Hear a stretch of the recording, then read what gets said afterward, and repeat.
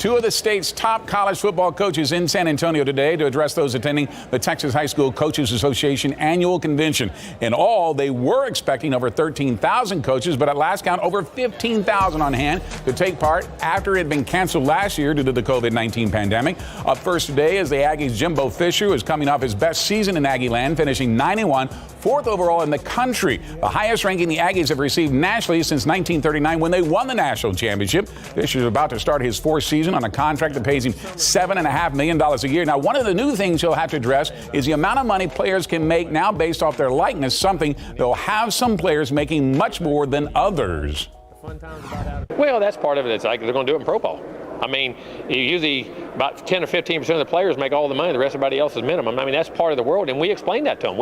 As we go in, I think the educational process of guys. Some guys are going to get more than others based off what they do and how they do it. And I think keeping it educational, and I think that's going to be one of the challenges we have to face.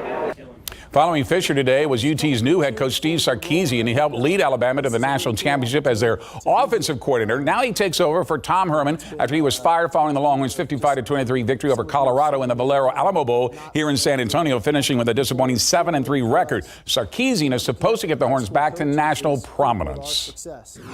And then once you recognize what you sign up for and the expectations and the standard and the bar that's been set, then you kind of set that to the side and you got to get boots on the ground. You got to go to work and you focus on the process, not necessarily the end result. And if you lay a really good foundation and you do the process the right way, you put yourself in position to hopefully meet or exceed some of those expectations and standards that have been set.